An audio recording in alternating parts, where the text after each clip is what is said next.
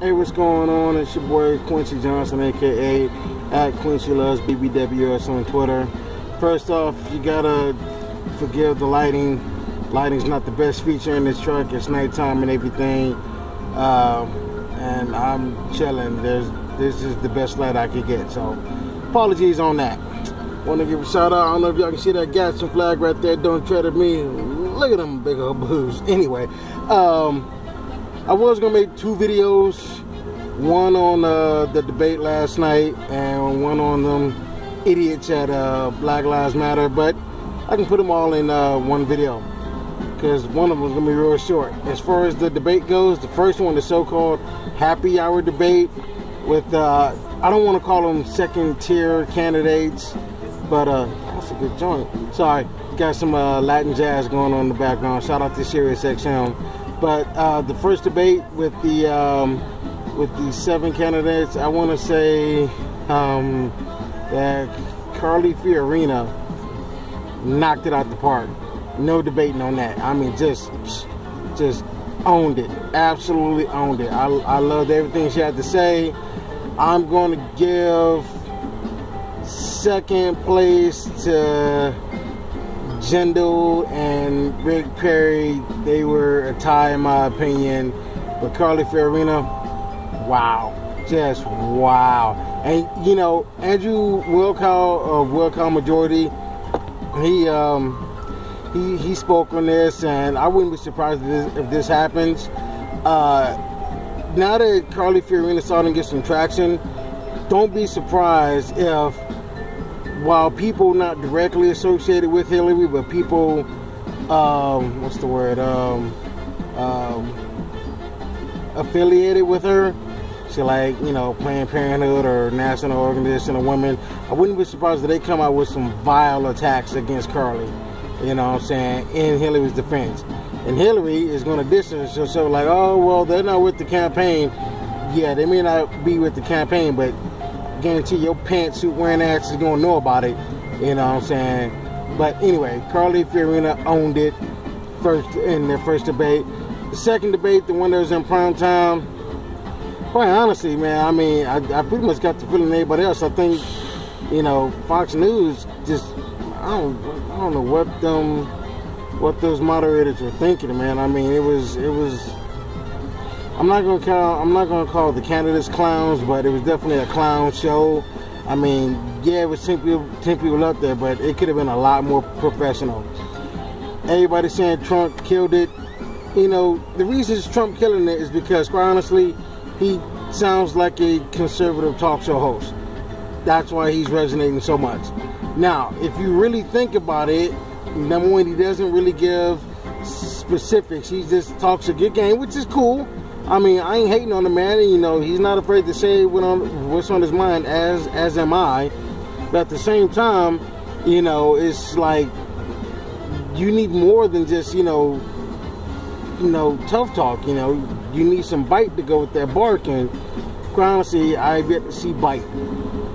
So as far as the, you know, my opinion of winner of the first debate, man, I gotta say that at first I was saying Rand Paul owned it. I mean, I'm a Rand Paul fan. If he gets the nomination, I definitely will be voting for him. I hope he gets the nomination. But I'm gonna go ahead and amend my choice and give a slight edge to Dr. Ben Carson. He was humble, cool, calm, collective, had some really good answers. The few opportunities he did get to speak, you know, and I think, you know, for his first time in the bigs, you know, national stage, his coming out party, he did good. So yeah, I'm gonna give the slightest to him. I still think Rand Paul kicked the snot out of Chris Christie in that one debate that they had. But the only thing Christie's going to beat Rand Paul in is a pie eating contest. But whatever, moose knuckle. So yeah, that's my things on the debate. Now let's get to the meatball of the subject.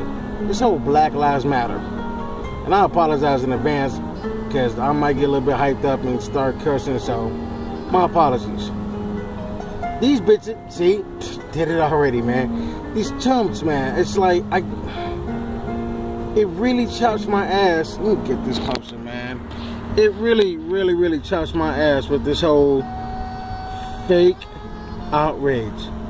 You know, it's like you're not mad about something until somebody tells you to be mad.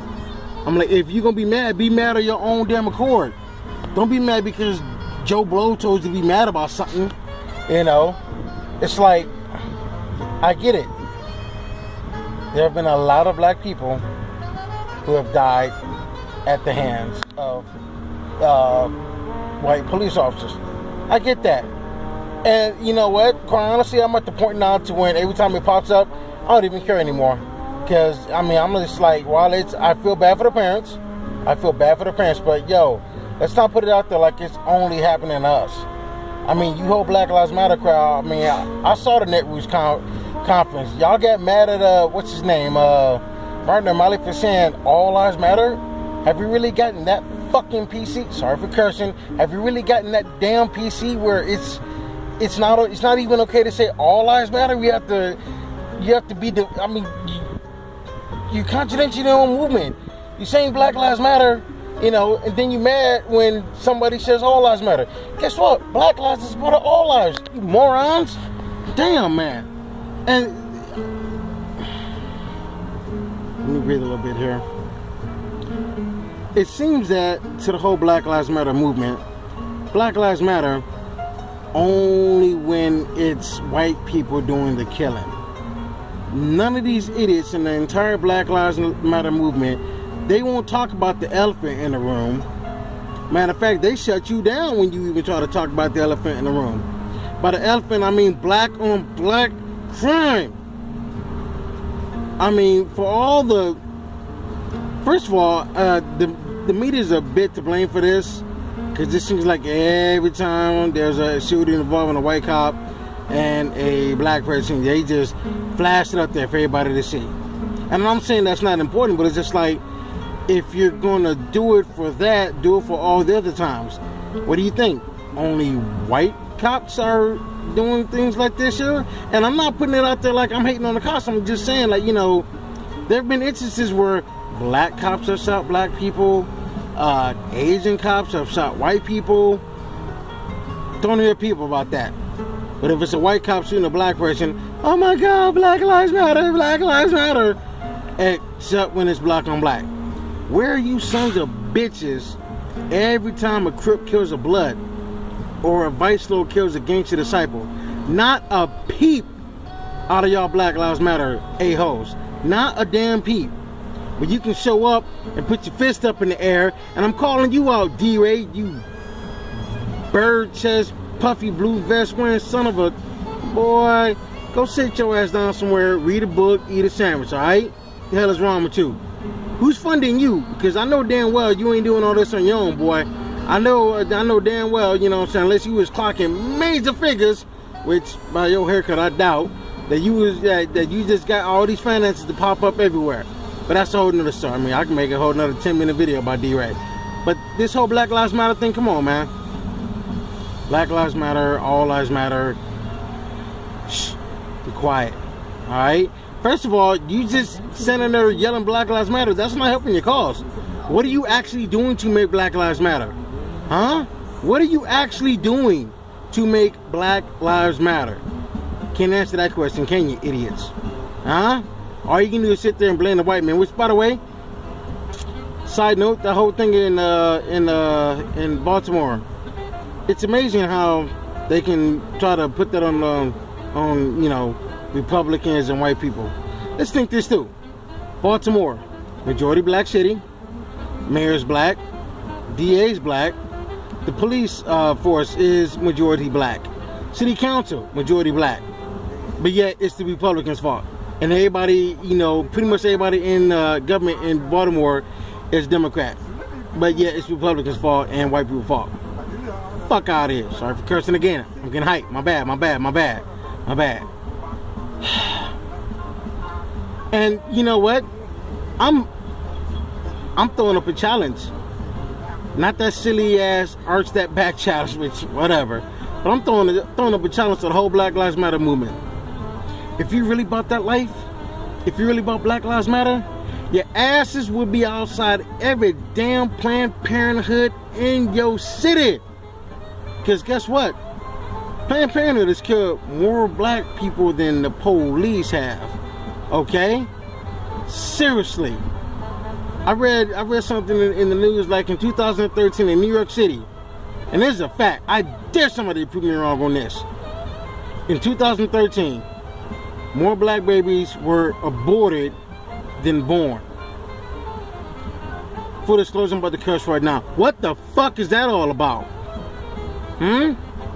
29,000 plus babies, black babies, were aborted as opposed to 25,000 being born. Where did Black Lives Matter then? Huh? What the... Come on, man. Y'all can do better. Y'all can do better, man. Seriously. First off, I wouldn't even be out there talking about Black Lives Matter if you're not going to talk about the elephant in the room. Okay?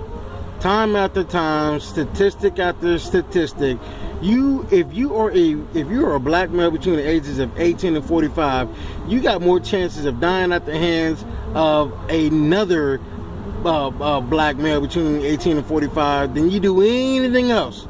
More than the police, more than alcohol, more than cigarettes, more than dope, more than heart disease, more than AIDS, cancer, FEMA, pork chops, you name it. The biggest enemy of black people by far and large is black people. And it's been that way for a while.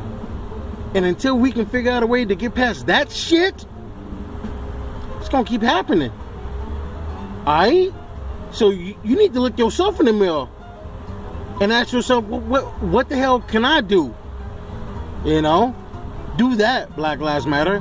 Have your asses outside Planned Parenthood, yo. Because I'm going to tell you, you know what? I'm going to go over a little challenge about Planned Parenthood, man. First and foremost, while I see the pro-choice argument,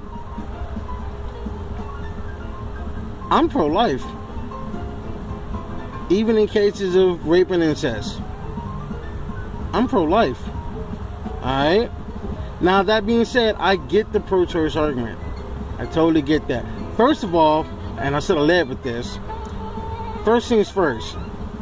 If you having a kid is as much about finance as it is romance. If you cannot afford to have a child and raise that child properly and financially until that child turns 18, you shouldn't be having kids in the first daggone place. Okay? That's the first issue. You should not be having kids if you cannot afford to have kids. Just like I said, having a kid is as much about finance as it is romance, okay?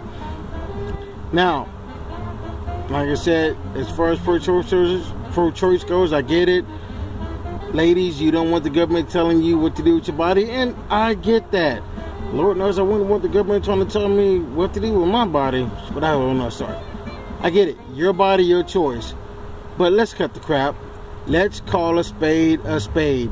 You are choosing to kill your baby. Okay? Not no embryo. Not no clump of cells. Not no fetal tissue. A living, breathing human baby. And you are choosing to kill that living, breathing human baby. Now, if you're okay with it, I'm okay with it, okay? I don't have to live with that decision. You do. Alright?